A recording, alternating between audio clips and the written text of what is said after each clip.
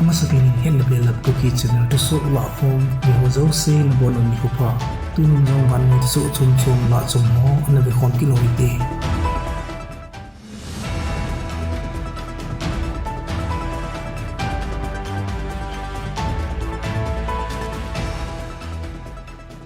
Myanmar junta vai hom ten gamsunga chamna do na dinga Asian Tissue Association of Southeast Asian Nation kiloi khom hon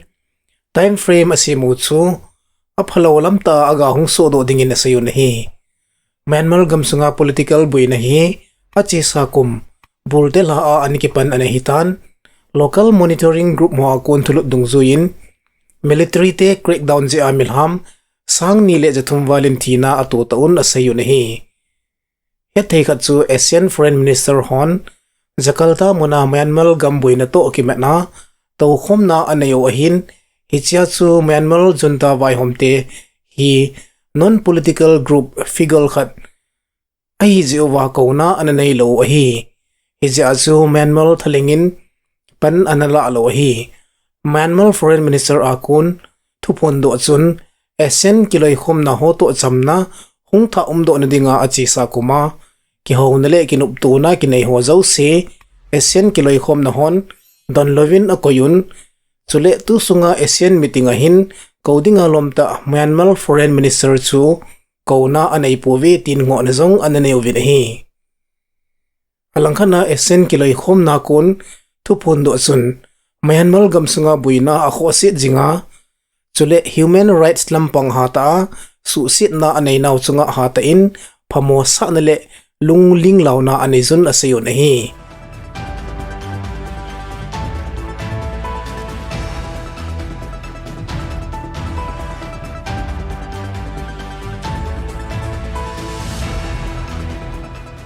North Korea chun Friday ni kho in missile tha patip na kapdo na ananei kinovin hi hichi missile kapdo hauso South Korea military te saidanin North Korea solam tuipi pamlang tongchon gamkaya kun ballistic missile ni akapdo kinun asayun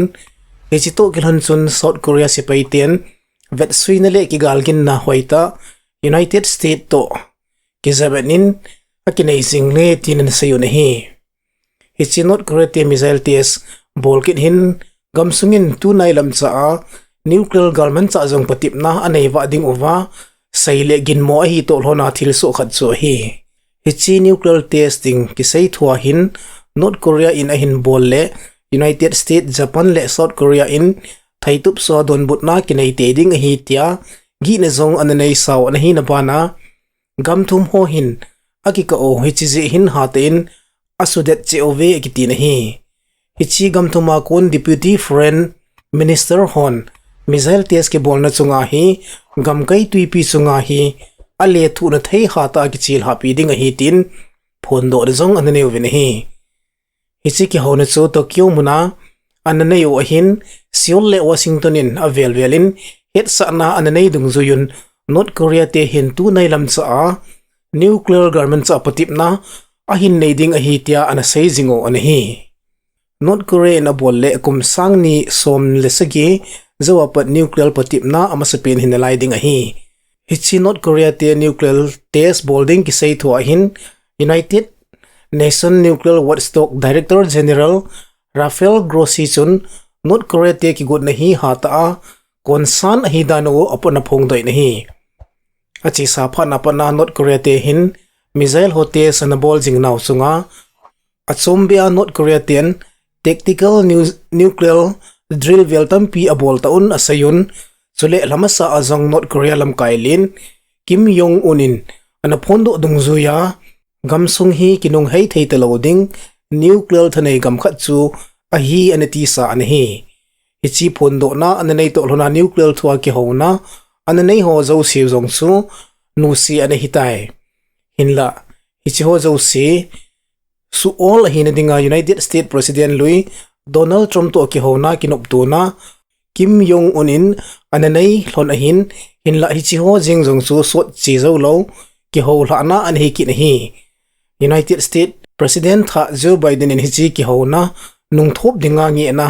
offer anabol chu North Korea in hata lunglut na anei ta lo hi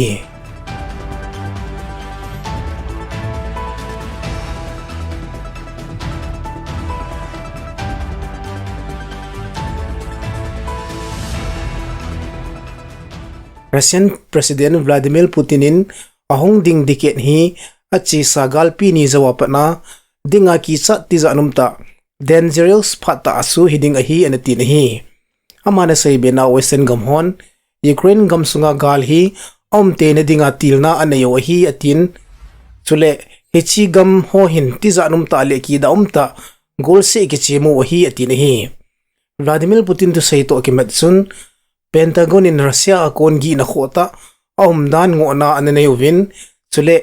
China hi United States adinga consequencer challenge ti chu United States si hoi lamham khana abui ka alha samna ti chu alem changla a do thei chu a hi anati na hi chi thu to ki mat chun United States Defense Secretary Lloyd Austin chun NDS in Russia chu acute threat na hi anati na hi aji chu Russia hi China bunga USC kumsot ta aluna systematically a chona anei zo loading hi in la Russian longpul le chan hi United States sadinga apet pet le gimnai ta United States interest le value ho chu su chimit ding chu amho bol theina hi anati na hi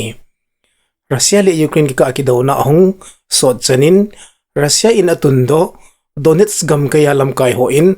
Ukraine te bom hla zin khupi sunga railway station le oil depot munchu mai zin hatain anaka i tv de hi chule Donetsk gam kai sunga bakmut khupi solam kaya hin Ukraine sipaiten ling lovin apan sa naw atu dat jingna lai un Russia sipaite atingzing ovin hi Russia sipaiten ni chilai mun hi tanglawa bom hla khumna anei jingovin malam hatain amachal theipu vin hi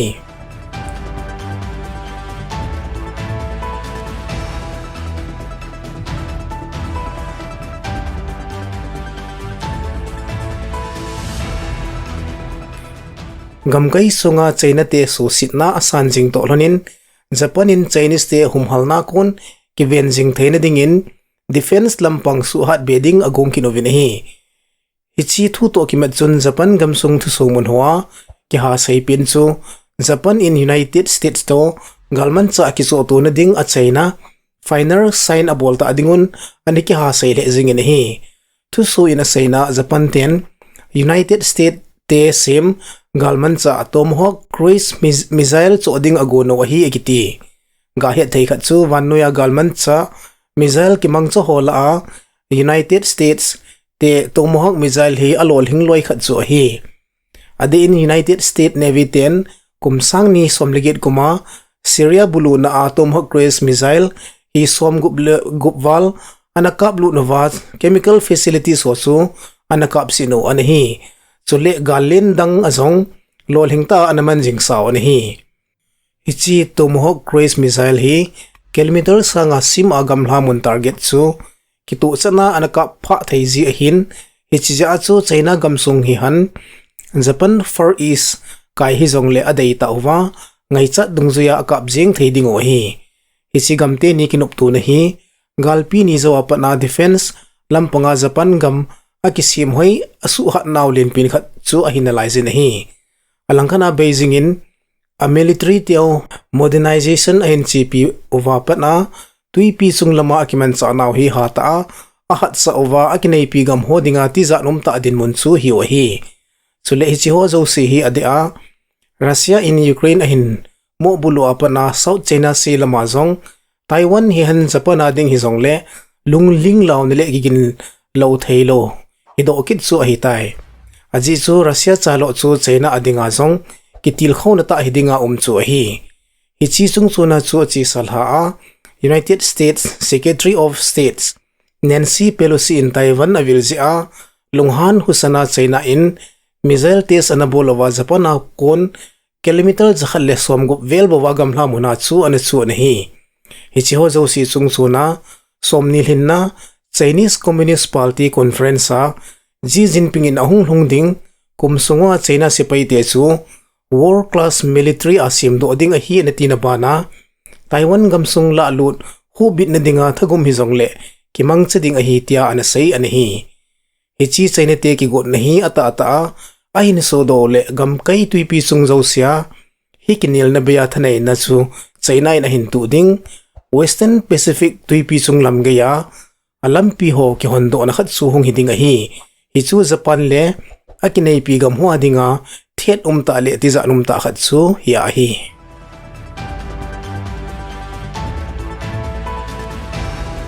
Thusoh panapa na sin chen ngai ho zo se achung si wa gi pa naw khet ko ve Thusoh thai mu kit ka vin na bonon mang pha le chi be